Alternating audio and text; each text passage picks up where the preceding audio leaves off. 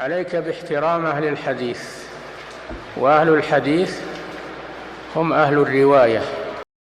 إنما الصدقات للفقراء والمساكين والعاملين عليها والمؤلفة قلوبهم وفي الرقاب والغارمين وفي سبيل الله وابن السبيل فريضة من الله والله عليم حكيم.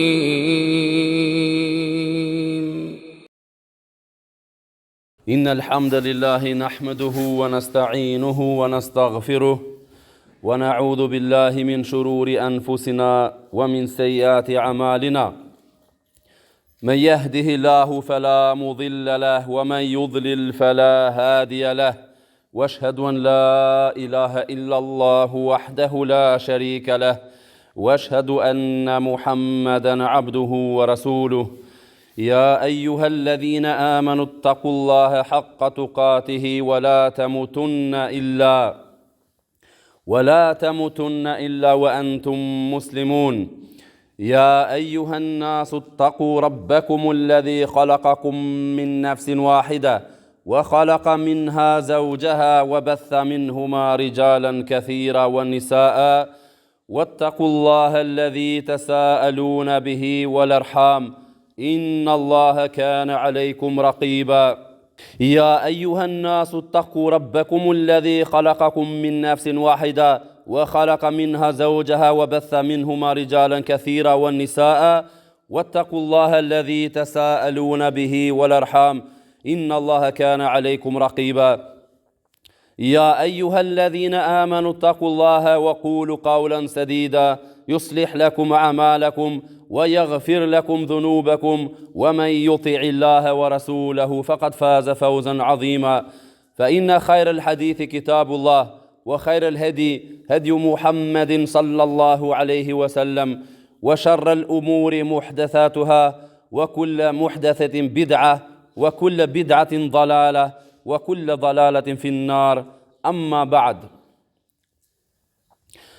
Me të vërtet që të gjitha adhurimet, madhërimet dhe falenderimet i takojnë vetëm Allahut të lartë madhëruar, vetëm atë e adhurojmë dhe vetëm prej tij ndihmë dhe falje kërkojmë. Kërkojmë për Allahut të lartë madhëruar mbrojtje nga të këqijat e veteve dhe të veprave tona. Atë njeri të cilin e udhëzon Allahu i lartë madhëruar në rrugën e drejtë nuk e devijon dot prej saj askush. Ndërsa atë të cilin Allahu e ka lënë në humbje, askush tjetër nuk mund ta udhëzojë dot në rrugën e drejtë përveç Allahut të lartë madhëruar. Dëshmoj dhe deklaroj se nuk meriton të adhurohet askush dhe asgjë tjetër me të drejtë përveç Allahut të lartë madhëruar, dhe dëshmoj po ashtu se Muhamedi sallallahu alaihi wasallam është robi i Allahut dhe i dërguari i tij, vula e të gjithë të dërguarve dhe pejgamberëve deri në ditën e Kiametit, pas të cilit nuk ka më profet të dërguar. Thot Allahu i lartë madhëruar: o ju të cilët keni besuar, friksojuni Allahut me një frikë të vërtet dhe mos t'ju kap vdekja ndryshe vetëm se duke qenë besimtar musliman.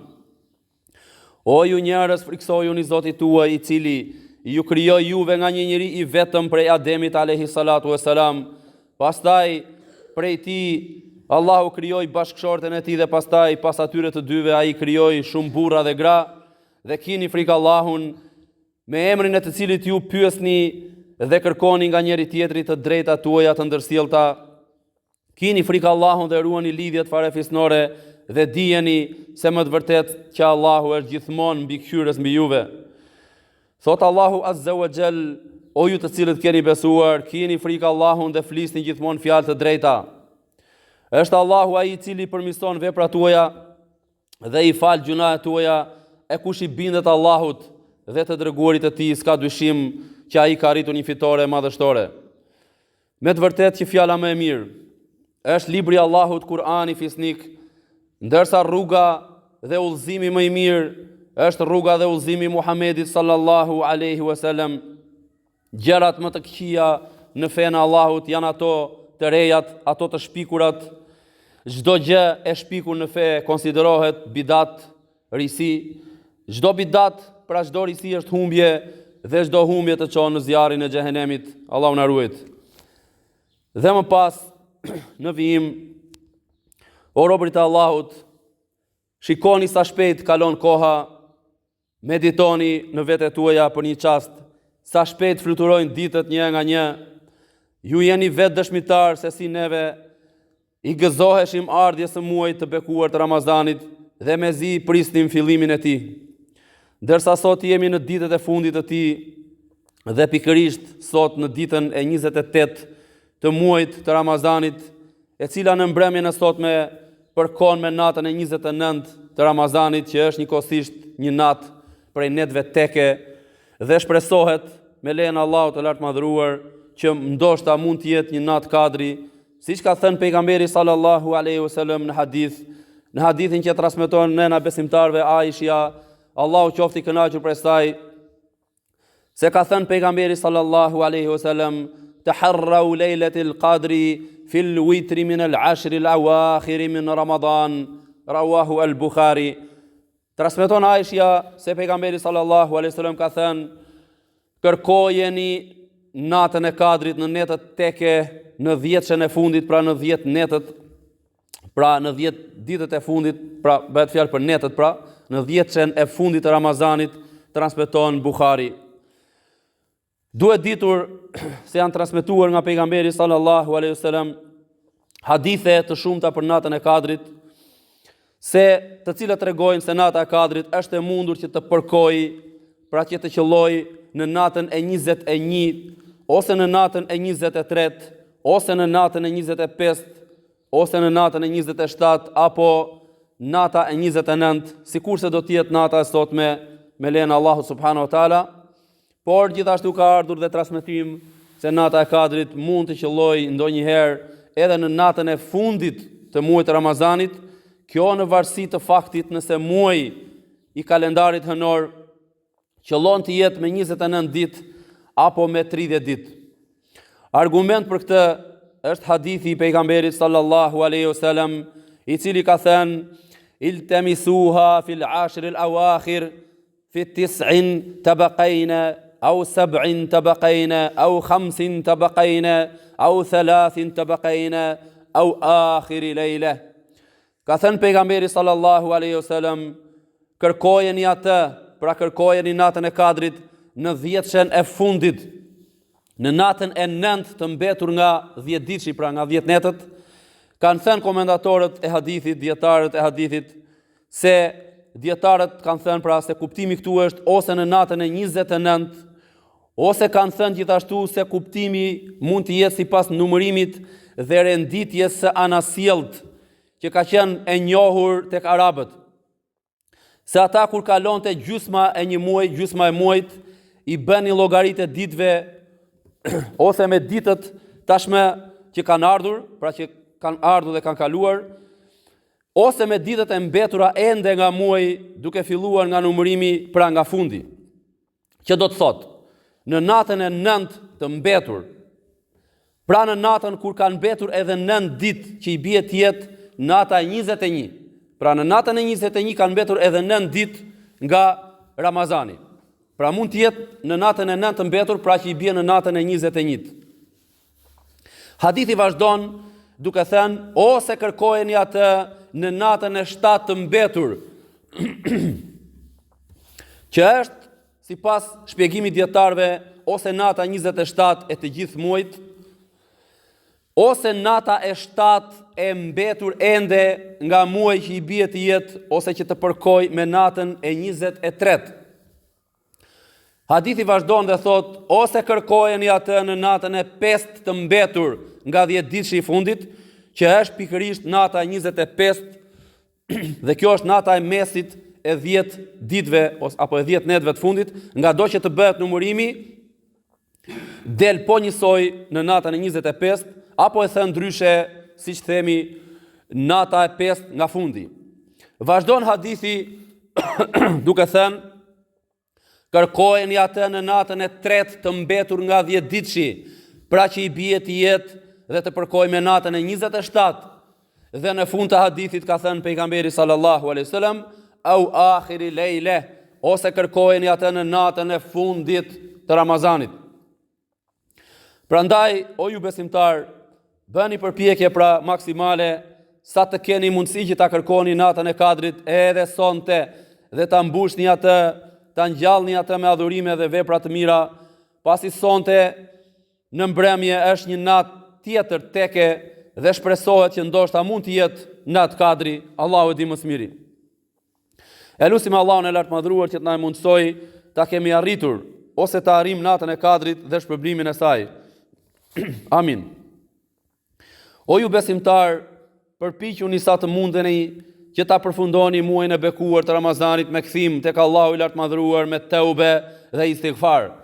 Pra me teube, me pendim dhe me istighfar, me kërkimin e faljeve, me kërkimin e faljes tek Allahu i lartëmadhëruar nga të gjitha gjunahet, qofshin ato të mëdhaja apo të vogla, qofshin ato të hapura apo të fshehta, si dhe me kërkim pra falje tek Allahu i lartëmadhëruar, i cili është i gjithëmëshirshëm, mëshirëplot.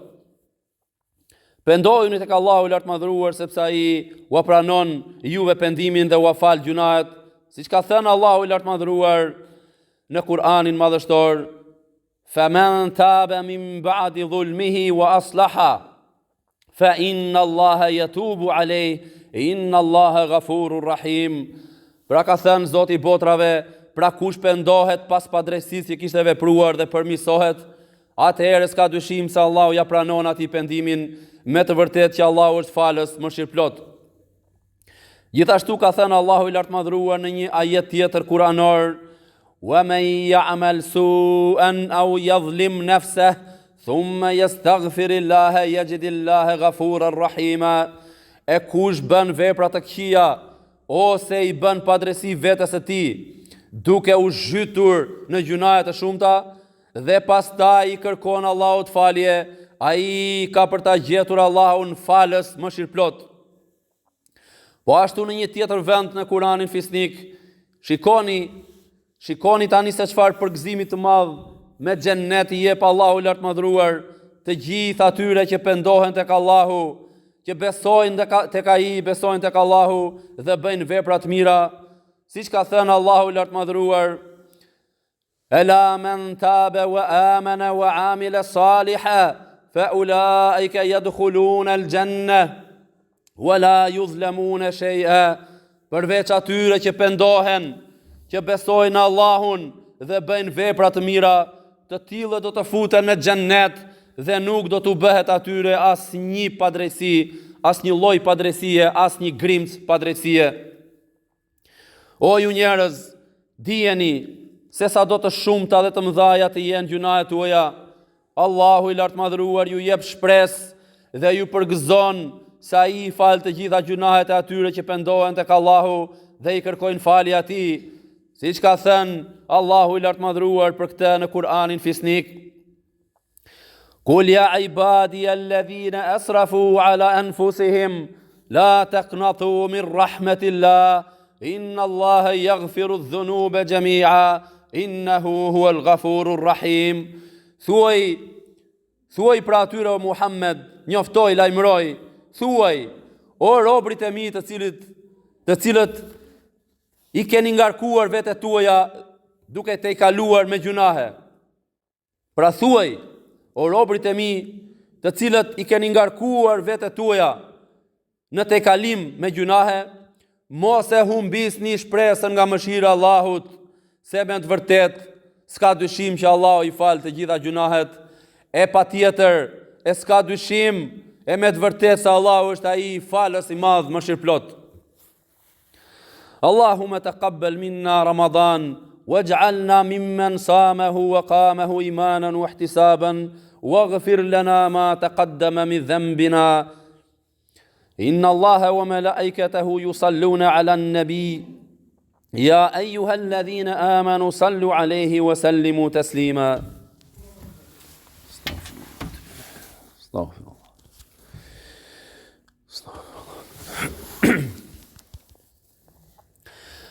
Alhamdulillahi Rabbil Alamin, wassalatu wassalamu ala Rasulillah sallallahu alaihi wasallam wa ala alihi wa sahbihi ajma'in wa man tabi'ahum bi ihsanin illa yawmiddin wa ba'd.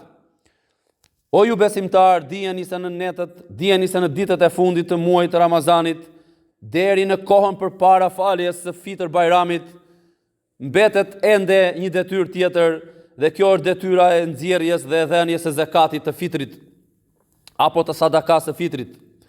Do të përmendim shkurtimisht në mënyrë të përmbledhur, aq sa është e mundur dhe aq sa na lejon koha, disa çështje që lidhen me zakatin e fitrit. Çështja e parë, gjykimi i zakatit të fitrit.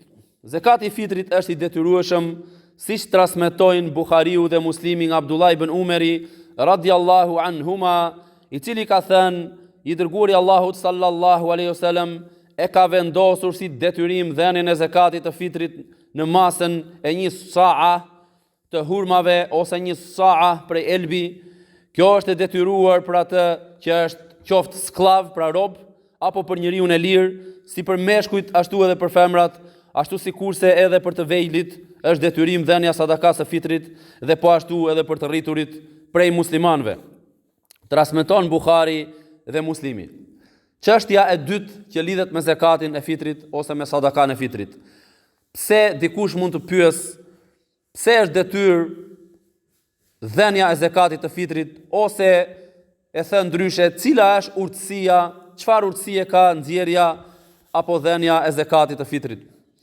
Transmetohet fi Sunani Abi Daud wa Ibn Majah an Ibn Abbas radiyallahu anhuma qal farada Rasulullah sallallahu alaihi wasallam zakat al-fitri tuhratan lis-sa'im min al-laghwi war-rafathi wa tu'matan lil-masakin من أداها قبل الصلاة فهي زكاة مقبولة ومن أداها بعد الصلاة فهي صدقة من الصدقات أخرجه أبو داود وابن ماجه وصححها الألباني.